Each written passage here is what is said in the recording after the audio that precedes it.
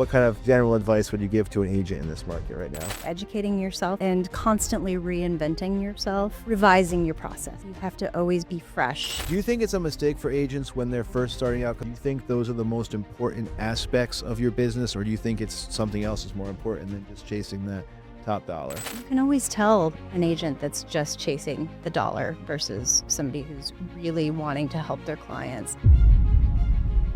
There's a huge difference between perception and reality. I mean, something like 50% of agents had 0 sales last year. What's the best piece of advice you would give a real estate agent, maybe if they're struggling right now? If you're still doing the same listing presentation that you did in 2020 or 2015, you're not going to have any success. Well, yeah. Welcome to the Real Vision Show, where the game of real estate is all that we know. Step inside the booth, conversations that inspire. We talk keys, deeds, and that property empire. From first-time buyers to investors with a plan. Real talk, real lessons from the real estate race. Delighting out. All right, what's up, everybody? We're here at the Real Vision Properties Podcast Center. One of our dynamic aspects of our business is we love to put our agents and our clients on blast and our vendors on blast. Today we have Kristin Walcott with us. Kristin is an amazing person. She's 10 years experience in the industry, extremely thorough, extremely diligent, representing buyers and sellers, lives around the Edgewood community, knows a ton about that community and other aspects, including the sailing community where some of our clients and referrals come from. But the biggest thing that I'm here to talk to Kristin about today is our growing and really, really impressive and already getting results mentorship program that we're running here at Real Vision Properties, spearheaded by Kristin. It's something we work together on, but Kristin does a lot of the heavy lifting, and that's amazing. So let's start with that and then backtrack into the early part of your career. Sure. Let's talk about the mentorship program. Why do you think it's been so successful? Why do you think all of the agents are loving it so much? Tell me a little bit about your program. Well, I think that we really want to set up our agents for success. And as much as you learn of the technicalities of being a realtor and the legal part in your pre-licensing classes, you really don't learn about the day-to-day of what happens when you actually have a client. For me, I was very lucky that my best friend is Jess Powers, who was already a successful realtor. So I had her naturally as a mentor, guiding me through my first years. But a lot of people get their license and just don't know what to do. So getting them set up with the industry partners that they need, good lenders, good closing attorneys, home inspectors, stuff like that. But also giving them the tools and the knowledge that experienced agents like us have developed over the years to set them up for success. I think that that's extremely appealing. There's a lot of brokerages who just kind of, you can come join us and throw you to the wolves. Yeah, here's a split, go try to sell a house. Exactly, yeah. Do you think it's a mistake for agents when they're first starting out? Because obviously one of the appeals of Real Broker in our model is that we have very high split to the agent. We have a very low cap. When you're new, when you're starting out, do you think those are the most important aspects of your business, or do you think it's something else is more important than just chasing that top dollar? No, I think that getting that support and having that network of experienced agents to help you is the most valuable, because if you're not setting yourself up for success from the beginning, it doesn't matter what your split is. You're not going to be able to keep clients. You're not going to be able to get that repeat business because you're not doing what you're supposed to. You're not being a good agent. There's a huge difference between perception and reality. I mean, something like 50% of agents had 0 sales last year. A huge percentage of agents, even who graduate from the license school in the first place, are out of the business within 1 year, 2 years. And if you track that to 5 years, the number is just enormous. So it's a very high failure rate in our industry. We've always been proud to be rising above that failure rate. And I think that I couldn't agree with you more. I mean, when you start out, it almost doesn't matter what your split is. I mean, here we're still going to pay a good split to the agents who are in our new agents in our program. But the most important thing is getting them off the ground and getting them running. And you also provide a lot of kind of personalized, let's just call it what it is, hand-holding and guidance on every contract, right? I absolutely love teaching. And so I can be a very patient person to sit there and work through a contract with somebody for the first time. That's something that I derive a lot of personal satisfaction from. So that's a big part of what I do. But then also setting up different workshops and trainings in collaboration with the office, to get them the skills and the processes that they need. What do you think drives that love of teaching and training? Because you're right, it's the type of person who can be a mentor. I mean, number one, you have to be a good and a successful and experienced and polished real estate agent. And with your experience level, you've seen a couple different market shifts and things like that, which I think is a lot more valuable than somebody who's newer. But it's not entirely driven by that like drive to produce or that success gene that you do possess as well. There's something in it where you like to teach. Where do you think that comes from? I don't know. I've been really thrived in a leadership position, even I'd say as early as college. When before real estate, I was in the event industry and I owned a bakery. And I took on a lot of Johnson & Wales interns. Okay. And that was where I really discovered that I was really good at breaking things down, explaining things to people. I as a one of my assets as a realtor is that I'm a people pleaser, and I'm very aware of when somebody is uncomfortable, when they're starting to get overwhelmed, and I don't want that. And so what drives me is to help them to find that aha moment, what I say, what I show them to make it click. And when I see in their eyes that it's clicked, I just get a huge personal satisfaction. So it's not driven by some altruistic purpose. I really love helping. I get a lot of satisfaction and joy from seeing when people feel good about what they're doing and what they've learned. And that's what makes you such a successful mentor. Do you feel like it kind of feeds into your consistency and your momentum in your personal business to be a support system for the other agents as well? Absolutely. Since I've taken on the mentorship program, it's helped me become a better agent because you have to walk the walk before you can talk the talk. So if I'm, talking about how to build your business and stay on top of things and follow processes, I better be doing that myself. So it's driving me that much harder to Keeps it with the accountability piece, exactly. right? Yeah. I love the accountability. And everybody needs to have that like motivation to find what motivates them in themselves. So for you, like you said, it's not something you look at as pure altruism or whatever. However, it is a great motivation to say like, I really enjoy helping that people. I really enjoy setting the example. And we're seeing it because the agents in our mentorship program are writing contracts. Like it's not like a program where everybody just comes and learns something and then goes home and nobody writes a contract. We have multiple contracts already written, and we have more and more people signing up for our mentorship program every month. So it's really exciting. Yeah. Let's walk back through some of your history. What did you do prior to getting into real estate? You owned a bakery, right? Yeah, I was in the event industry. So so I owned a bakery, brick and mortar in Edgewood, and I haven't going back a little further, I went to college for costume design. Okay. So I've always been a very creative person.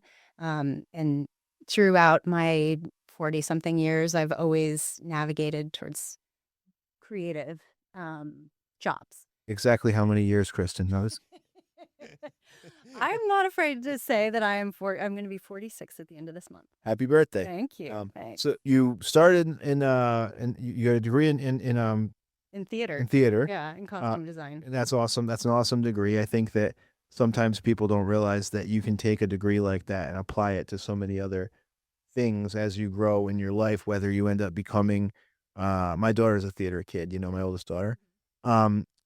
And then you went into the event planning space, and that was similar. Is that where you met Jess Powers? Actually, that was when I met Jess. She was a customer of mine at the farmers markets. She would bring her kiddos on the Saturdays to pick up cupcakes, and we just started becoming friendly. And then, as I got more involved in the Providence community, she and I started meeting and hanging out, and discovered that we've just really got along, and we're 16 years friendship now. And you started in real estate 10 years ago. How long? When was she? She got in a couple of years before you? She was 4 years. She's been in 14, so she was already 4 years ahead of me. Okay. When I joined up, and I got really lucky because the first year, once I got licensed, I just happened to have already had a good sphere with past bakery clients, just different friends in the area.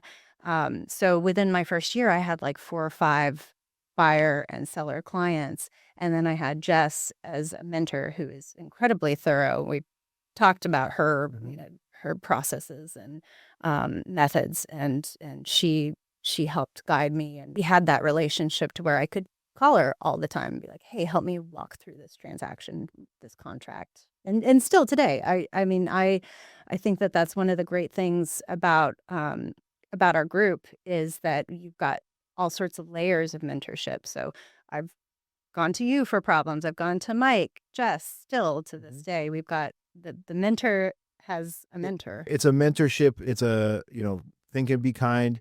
We are bigger than me. Those mottos that Real puts forth, they don't just do that as, chatter. It's foundational in how they build the company. Right. And so coming in with Jess as your mentor, and then when we look around and you see, agents kind of get licensed, and the first thing they do is chase a split or chase whatever they're going to chase, or try to find a place where they're not going to educate them. I know that we touched on this a little bit at the beginning. Yeah. But what's your caution out there? What's your advice for new agents? Maybe they just got their license, they haven't picked a brokerage yet, and they're trying to make that decision. Like, what advice do you have for new agents? I think you need to find yourself, whether, if you decide not to join the mentorship program, I think you really need to find your own mentor to guide you, because it's just gonna save you time. It's gonna save you money. It's gonna make you money in the long run. You can always tell an agent that's just chasing the dollar versus somebody who's really wanting to help their clients. And like I said earlier, if you're just chasing the money, you're always going to be chasing. You're not going to have that rapport with your clients. You're not going to be that good, solid agent. You're not going to get offers accepted because you've got that relationship with that other agent, and they know that you're good and on top of things. And so they'd much rather work with you and accept your offer versus somebody else. So I think that's really important. And one of the other things that I really love about the program is the community that we're building. So when you become a new agent, you don't know who the best lenders are, the best home inspectors, stuff like that. But you also don't know a lot of other agents. So you don't have that support network that, hey, I can't cover this showing. Can you show up to this? And you just, in this program, you've got 10 phone numbers that you can reach out to if you need coverage or need help or whatever. One of my all-time best clients came from, we joined at the time, it was a long time ago, we were at Coldwell Banker in 2009,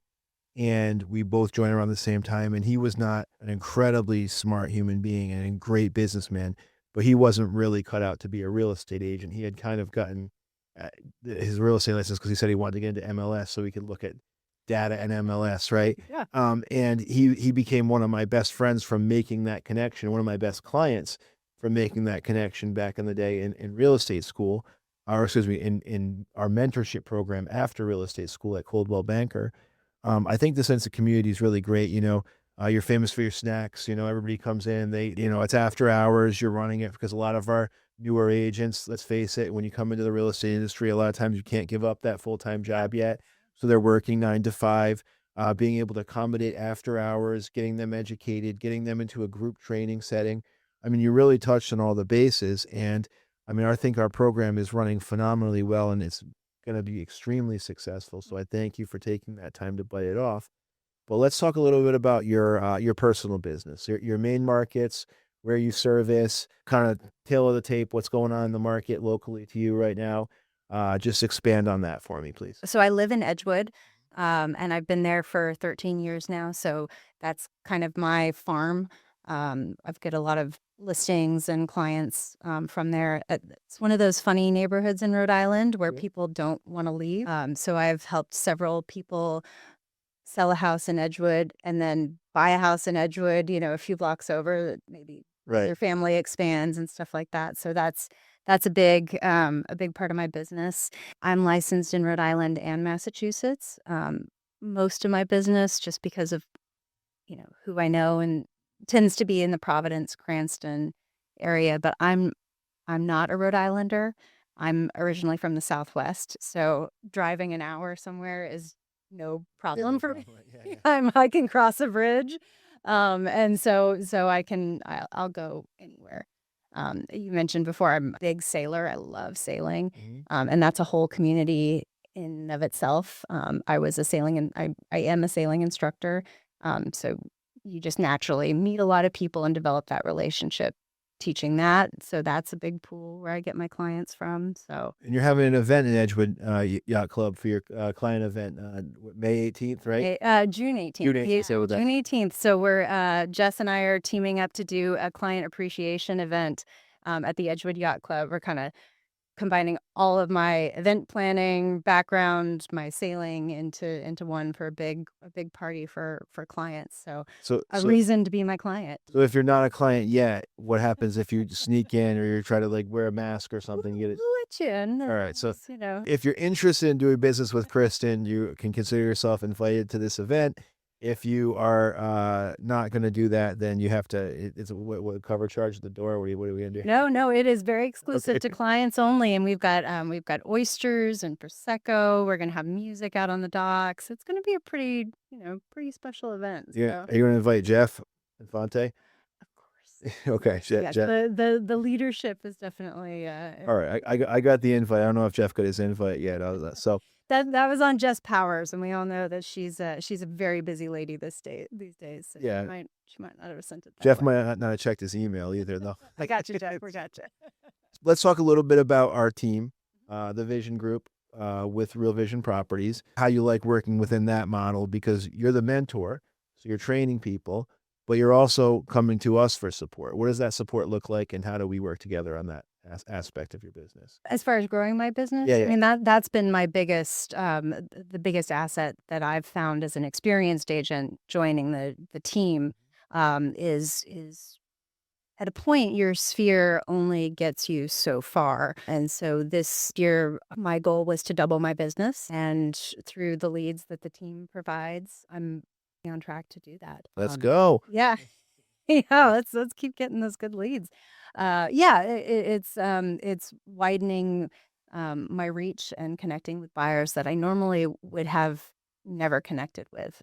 So I definitely see the value in that.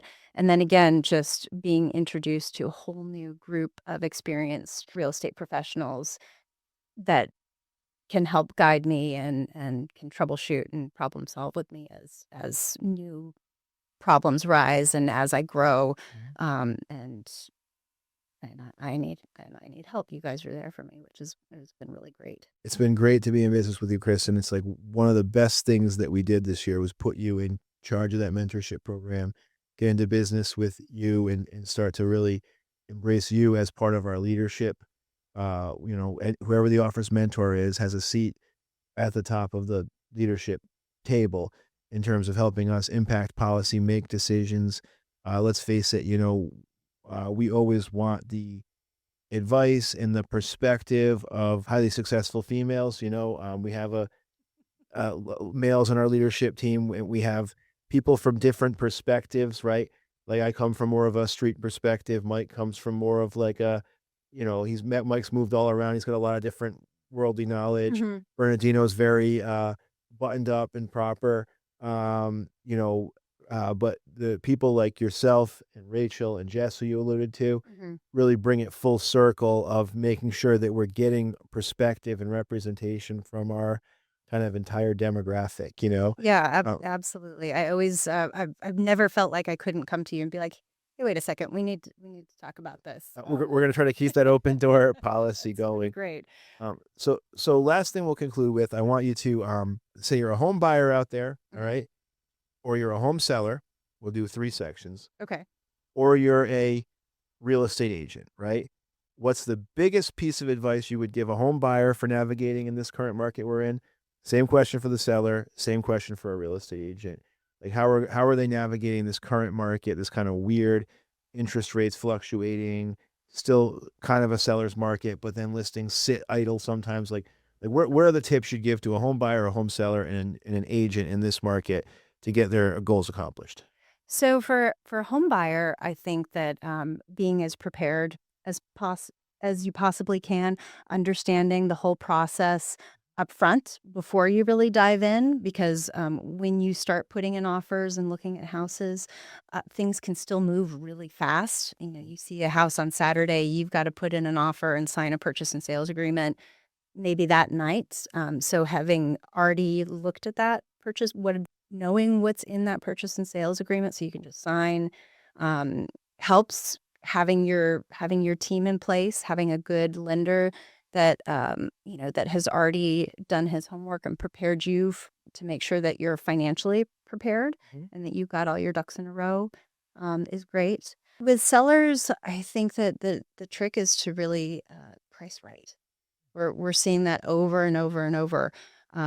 This can still be a hot market, but if you get greedy and you price too high with that aspirational pricing for the wrong property, it's just going to sit and sit and sit. So really sitting down with your agent and evaluating a price strategy that's going to work for your timeline, and looking at the numbers with them and trying to take a step back and be objective about your property, which is hard for a lot of sellers because you put a lot of love and money and time into this house, and you often sellers think that their property is more valuable than it actually is, or what the market is telling you. Right. And so your agent's job is to look at that objectively and help you and really listen to them, to help you come up with it. Now, maybe you really want that aspirational pricing, and sitting on the market for 3-4 months is fine by you.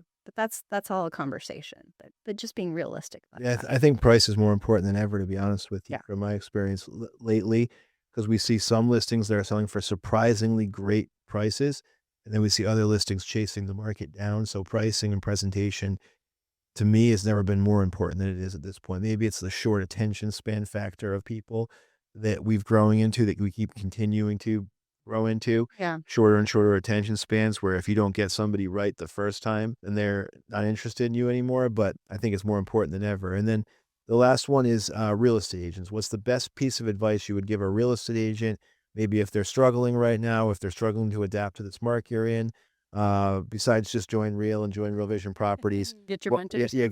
Get into mentorship. What kind of general advice would you give to an agent in this market right now?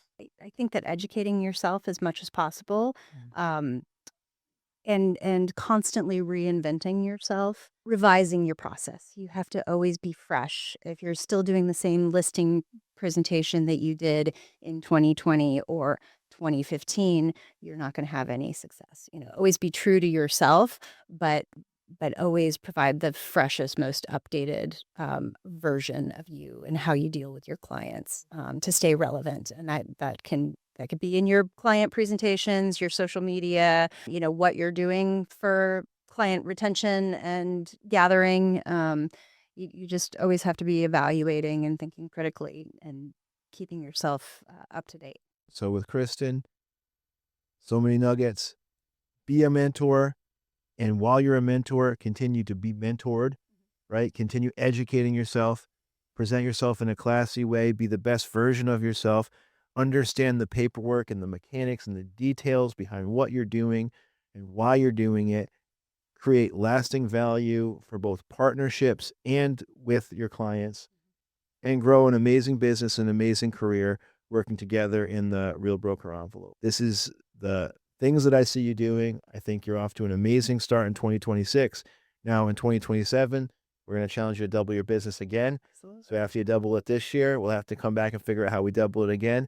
But thank you for sitting down with me today, and thank you for sharing with our audience some things about your career, our mentorship program, and how we work together to make agents more successful. Awesome. Thanks, Matt.